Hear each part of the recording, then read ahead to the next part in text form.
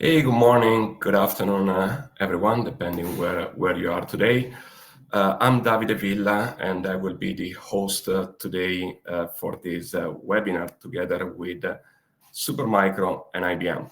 So today we will be showing how it is possible to build a All-NVMe storage cluster by combining the strengths of the three companies, the best parallel file system for AI and machine learning coming from IBM IBM Storage Scale, combining with the Supermicro NVMe server portfolio and the level of protection and performance guaranteed by Xinnor xiRAID software. Together with me today, I have the honor of having a representative from IBM, Chris Maestas, who is the CTO Data and AI Storage Solution at IBM, and Junxia ZHOU, Technical Product Manager at Supermicro. So before we dive into the topic of this reference architecture, let's try to understand why we spend time building this joint solution. So if we look at the requirement for machine learning and AI training and inferencing, there are three things which are absolutely important. From one side, they need a storage solution needs to be high performance. You don't want to have your precious GPU waiting for data. GPU are very expensive elements in the equation of any AI project, and storage needs to be designed to keep them busy at all time. But equally important, storage needs to be reliable. You don't want to rerun your model because something goes wrong with the storage. It costs millions of dollars doing that. So absolutely, reliability is a must-have. But in many cases, cost effectiveness is also very important. Not everybody can afford spending several tens of millions of dollars on storage. And that's what we're trying to address in this reference architecture, with this reference architecture. So there are options in the market, obviously. You can choose a monolithic hardware and software solution, but normally those solutions, they can only address two of those requirements at the same time. The challenge most of the time is to be able to provide cost effectiveness.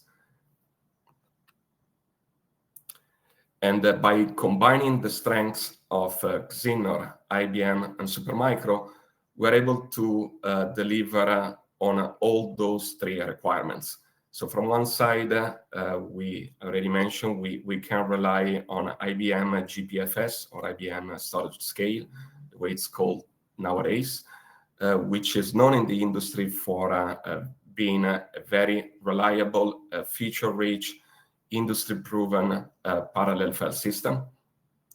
We combine it with Supermicro NVMe server portfolio, which provide a variety of options with multiple NVMe offering, with multiple amount of drives, different selection of CPU, so high level of flexibility and also cost optimization.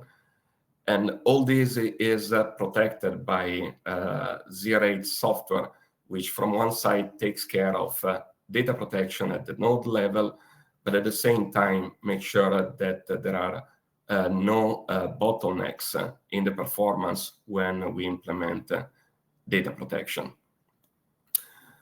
So one slide or a couple of slides about xiRAID Classic itself. xiRAID Classic effectively is a software RAID engine, which is designed specifically to cope with the high level of parallelism of NVMe SSD. It's based on two fundamental technologies. From one side, we use AVX instruction in the x86 CPU to vectorize the checksum calculation. And it's our secret sauce how we're able to compute in a very fast manner checksum calculation. And we combine this knowledge, the AVX usage, with our lockless data path. What does it mean? It means that we are able to dynamically allocate the stripe to the available CPU core. And by doing that, we can evenly distribute the load across all available CPU core. This is the way we avoid a spike of load, and that's the reason why we're able to exploit the full performance of the underlying NVMe drives that we protect. And this is valid with any level of parity protection. We support RAID 5, 6, 7.3, but also all the nested RAID. So the beauty of our software is high performance in the checksum calculation, which require very little CPU and ultimately deliver low latency and high throughput. So we can show you many numbers about the performance, but I think real use cases are the best number to testify how good the software is. So I'm showing in this slide a deployment that we did with our partner in Germany, Megware, at the Erlangen National HPC institution. In this case, the deployment was based on a Lastre file system, because this is what the universities wanted to use, and protected by xiRAID. And xiRAID in this case is taking care of node level protection, but also high availability between pairs of server nodes. And as you can see, this deployment made it to the IO 500 and made it to the podium of the IO 500, where it's actually the third fastest storage cluster in the IO 500 list, and the first one when it comes to Lastre, delivering almost 1.8 terabyte per second and millions of IOPS from just 20 NVMe servers using 24 drives for every pair of server. So from one side, it is the fastest for Lastre. At the same time, and this is something we are very proud of, it's probably the cheapest storage implementation in the overall list by the number of servers that we were able to use to achieve those level of performance. Equally important, the beauty of our software is shown not just in normal operation, but also during degraded mode. Degraded mode is when we lose one drive and we are potentially busy in rebuilding the drive. You know, there is a clear trend in the market in adopting higher capacity drive, with a QLC leading the way with 61 terabyte that have been in production for over 1 year, 122 terabyte now available in the market, and 240 terabyte announced by most of the vendors. So we spent some time with one of the leaders in QLC technology, Solidigm, and we did a solution brief which we presented at a flash memory at FMS, Future of Memory and Storage, this summer, showing how we can maximize rebuild time in a RAID 5 of 9 drives, 61 terabyte. So we did it without workload, we did it with workload, and in this chart you see what happened when there is a heavy workload going on the system.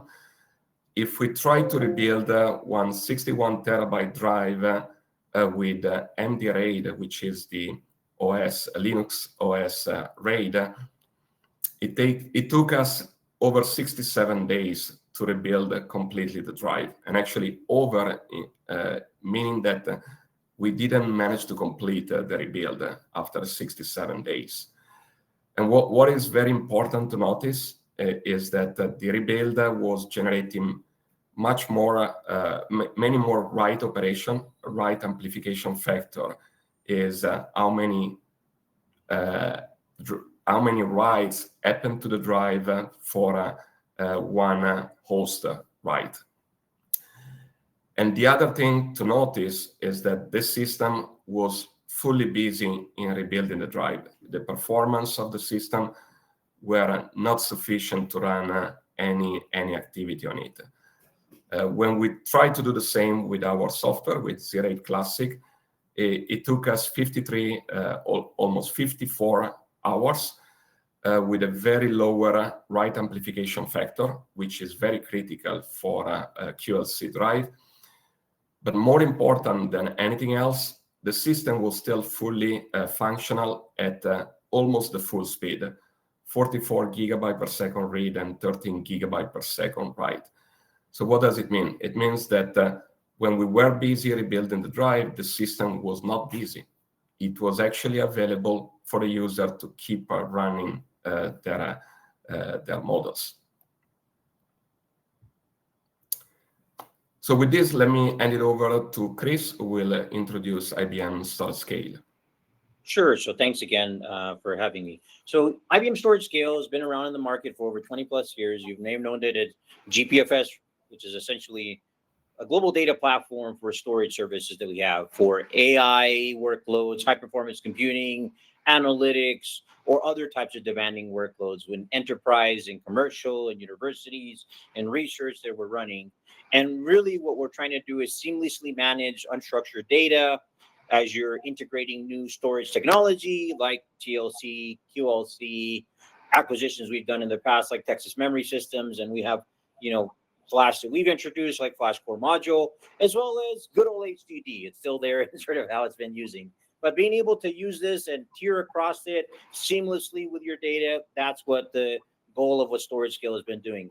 It's built upon a massively parallel file system and infrastructure that knows how to do the right type of level of remote procedure calls to be able to give you the bandwidth that's available and do it across architectures of x86, Power, of course, mainframe here at IBM, but also ARM that we have ported to, and run our POSIX level protocol, whether it's that protocol that is running in virtual machines, in Kubernetes, or bare metal type of environments. And again, this runs in clients that are Windows, AIX, Linux, and you can name the Linux distribution. We've pretty much ported the POSIX client to run on that.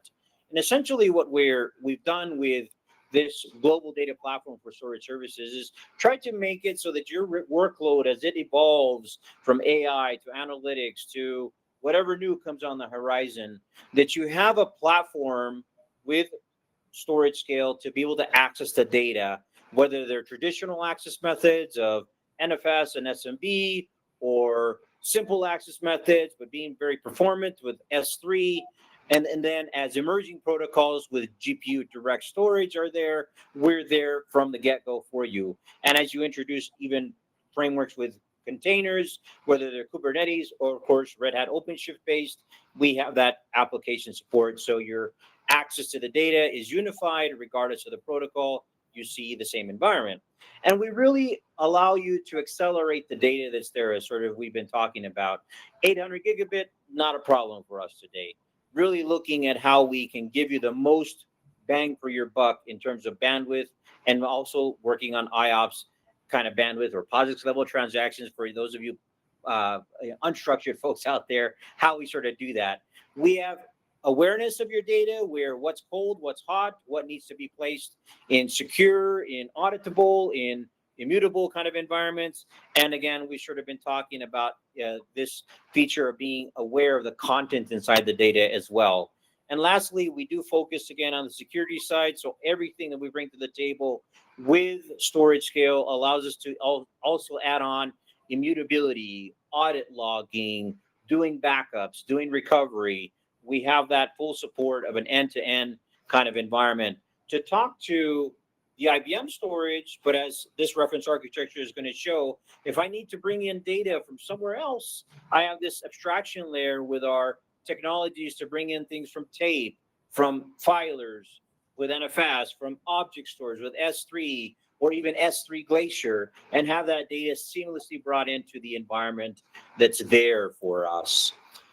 It's pretty easy to license Storage Scale today. You have 3 basic editions. We have our Data Access Edition that has our core functionality, what I just talked about on the previous slide in terms of data awareness and being able to have the data go as fast as you can, that's there. As I want to talk to remote data sources and have mutability in the data, that's there. And then as I sort of step up and looking at more enterprise features like cataloging, content awareness, encryption, being able to do audit logging and disaster recovery, we have an edition that we call Data Management Edition. Lastly, we've been doing, again, this type of a kind of features for many, many years. We introduced a storage-rich server type of configuration with Erasure Code Edition. Same features as our Data Management Edition. Again, a minimum of 3 nodes that you sort of can have. And this has just been another way of doing it. So this is software that we have is 3 simple licenses that are there. And what we do for data protection outside of erasure coding is we use things like replication, right? So I can have replication factors of 2 or 3, but we also can, and what we've done in this case is partner with software that's doing data protection for us, like xiRAID, and being able to leverage that to the best of our capabilities that are here as well. And I'm going to turn it over to June, who's going to basically talk to us in the portfolio we're able to run on here. Yeah, thank you for having me. This Supermicro offers the industry's broadest portfolio of storage servers, from the all-flash high-performance systems to the high-capacity top-loading system. So earlier this year, we provided the Supermicro petascale all-flash servers to Xinnor and IBM for testing their mission-critical applications. Supermicro petascale all-flash servers are compact and energy efficient and give our users the lowest latency and the highest bandwidth in the industry. The performance and the capacity of the systems enables a customer to gain insights by using the advanced AI technology. So those systems, those petascale all-flash servers are designed for large-scale and performance-intensive workloads. A typical petascale all-flash server can offer like a 983 terabyte raw capacity in a 1U chassis. In rack scale, something like 40 of those systems can get close to like a 39.3 petabyte raw capacity. And the system balances the PCIe lanes and across storage median and the network I/O, ensure non-blocking bandwidth for network-based clients. And they optimize the thermal design with EDSFF specification, contributes to efficient operation and reduce energy consumption. So in this joint testing with Xinnor and IBM, we use one of the Intel-based petascale all-flash server. It's SSG-122B-NE316R. This Intel-based system is powered by dual Intel Xeon scalable processors up to 270 watt TDP and contains up to 32 DIMMs, 3264 gigabyte, 6400 megahertz memory, a total of 4 terabyte of memory. And so it's ideal for computation-intensive workloads that with massive I/O and large in-memory requirements. This model supports E3.S form factor that is better optimized for density, performance, and thermal. It can support 16 NVMe drive, NVMe hard swap drives. That means high capacity per rack unit. There are two PCIe, two 4-head half-length PCIe Gen 5 slots that support advanced and smart NIC cards, allow the users to streamline their operation. there are additional 2 Supermicro advanced I/O module slots that provides flexible field service and plug-in capabilities. So the all-new Riemann balances symmetric architecture, reduces latency by providing the shortest signal path to the storage to the drives, a balance of bandwidth to the storage, and flexible networking options. The symmetric design also facilitates smooth airflow over the entire system, allowing the use of more powerful processors and improve the energy efficiency. So in here, I will introduce the reference architecture for this joint testing. So Supermicro provides the hardware components to support Xinnor xiRAID and IBM Scale to prove that xiRAID can deliver the maximal performance from raw SSD bandwidth and introduce small overhead relative to IBM Scale and ensure maximum bandwidth from network adapters.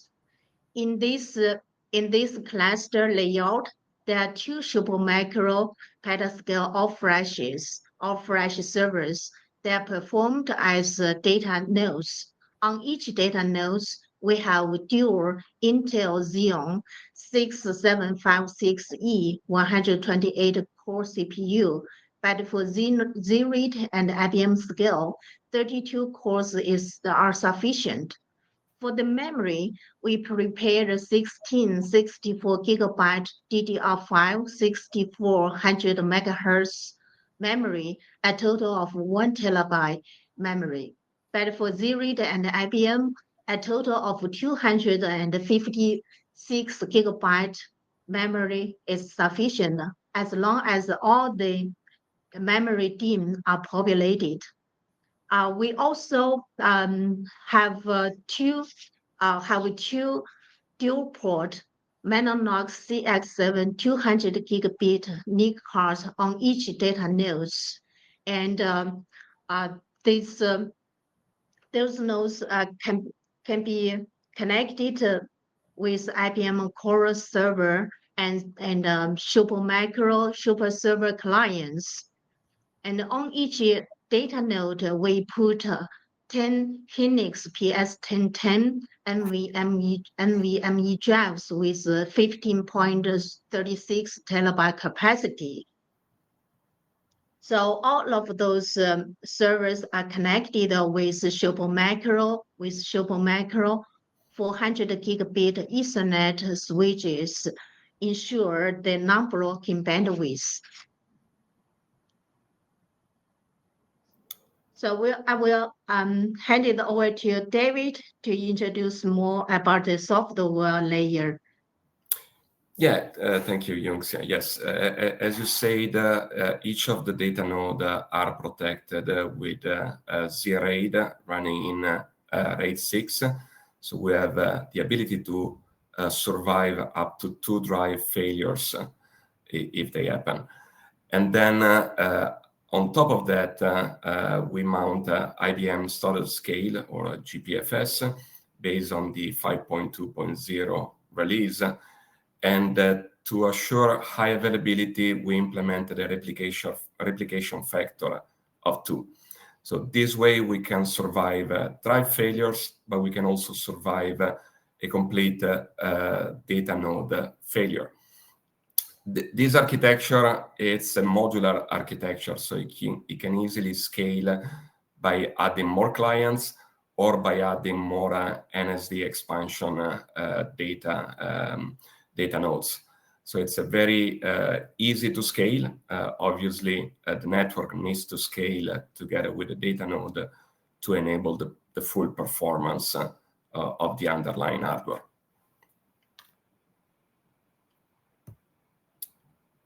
Chris, do you want to take it over?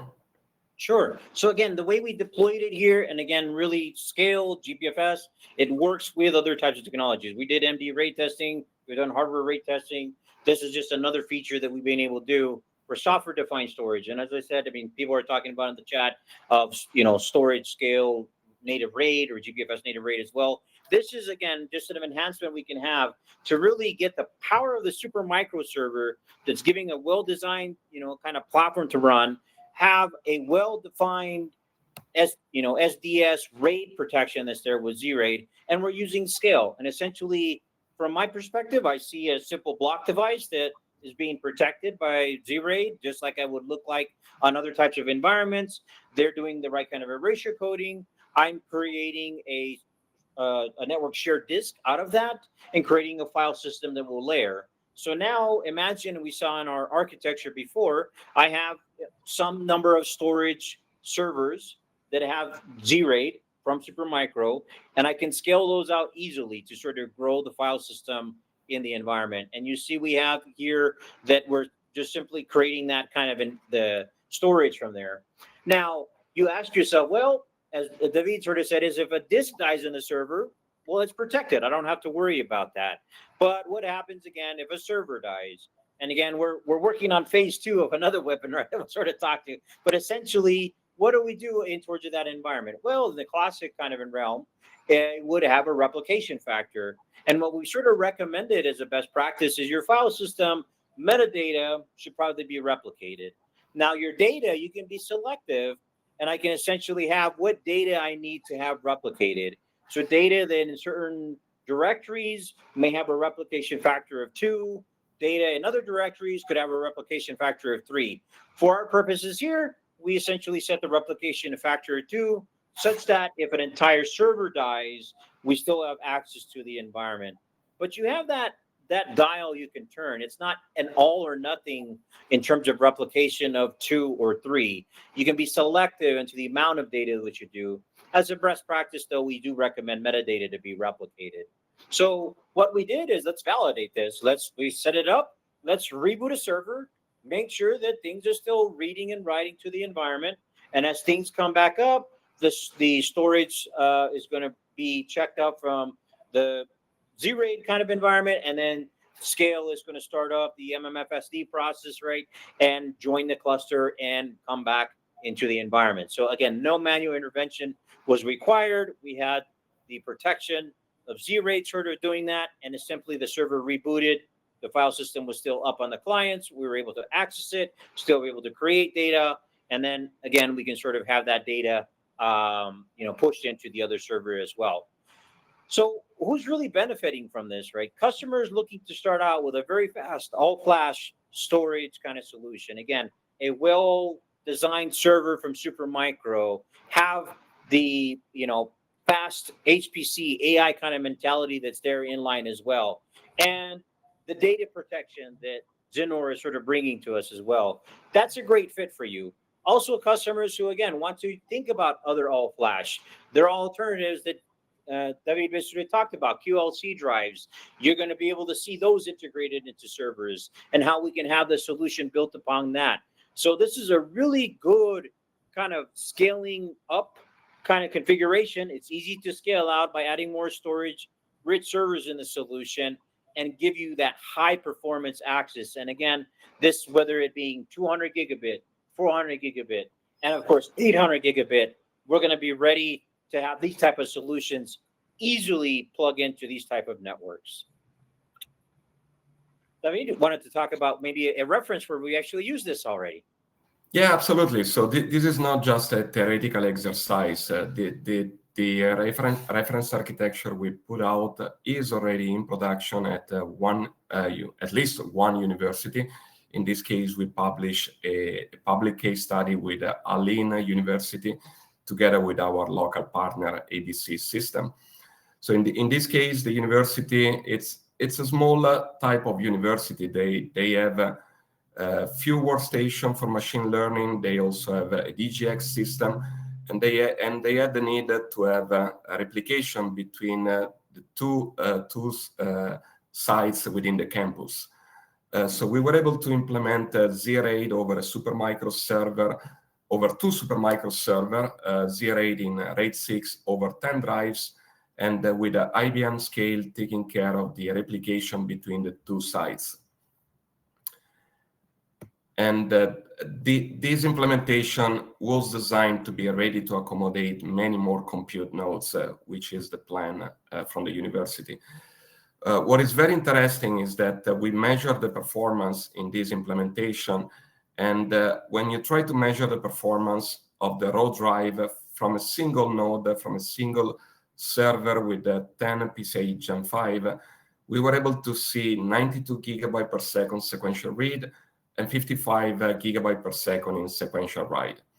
So after implementing xiRAID in RAID 6 with 2 drives parity and the GPFS on top, the performance was still pretty close. So the overall performance we saw were 80 GB per second read and almost 43 GB per second in write, measuring the performance with GPFS perf. And if you consider that 2 drives are allocated to the parity, then we're almost close to 98% efficiency on write operation. So all these, I hope it was beneficial for you. The goal of our reference architecture is to combine the strengths of the 3 companies. From one side, Xinnor brings to the equation data protection at the max possible speed. We combine it with the best parallel file system in the market when it comes to HPC and AI, and together with the flexibility, power optimization, and cost optimization that Supermicro brings to the equation. The reference architecture is available on both on Supermicro website.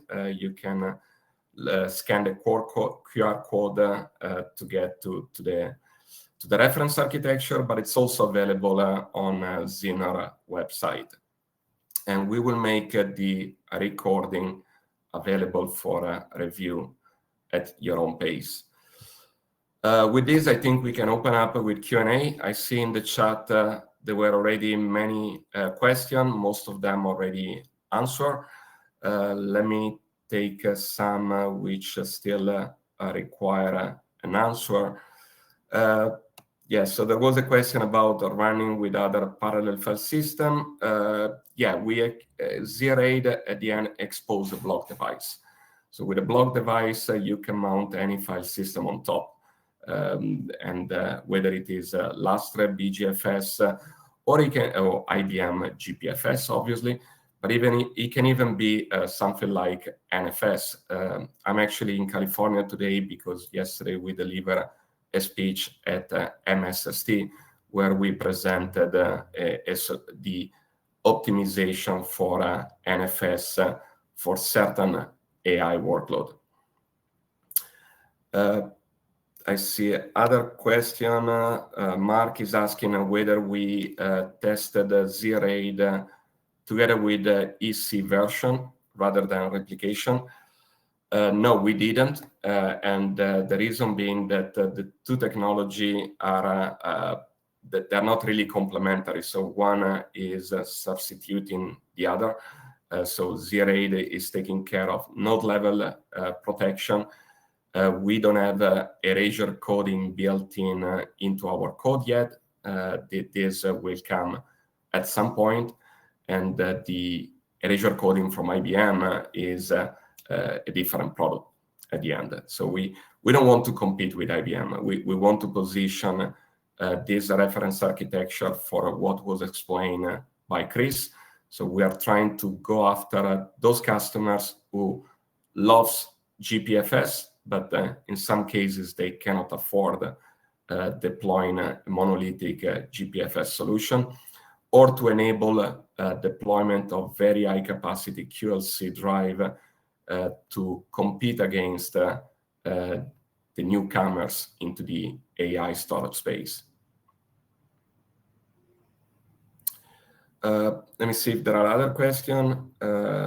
Most SDS solution prefer a single socket server, dual NUMA issue. Does the scale have any preference? I think this is a question for you, Chris? Sure. Yeah. So again, being NUMA aware, Scale is very much NUMA aware, and having multiple sockets that are there and being able to connect. So whether it's I had GPFS running on a 4-socket before Oracle bottom Sun-based solution as well, right? So able kind of running into that environment. So again, it's able to be aware of the environment, as I always sort of say, in terms of your multiple sockets, how the PCI lanes are wired and networks, right? It's always good to understand the server architecture. That's why I trust in sort of designs from like our partner here at Supermicro, that their solution is going to have the right kind of balance of, even if I have 2 sockets and I'm sort of multiplying on that, my network and my memory and CPU performance will be well balanced.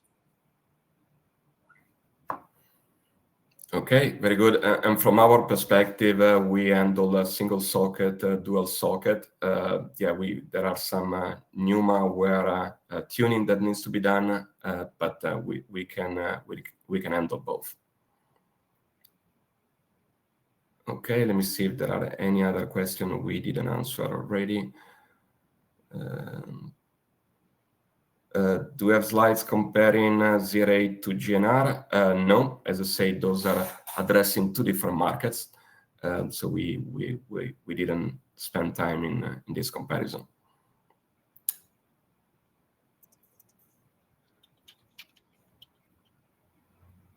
Okay, I'm checking if there is anything else we didn't answer. No, I think most of the questions were already answered in the chat. Okay, so I think we can close it here. Thank you very much, Chris and Junxia, for joining me today in the session. If you have any question, you can address them offline.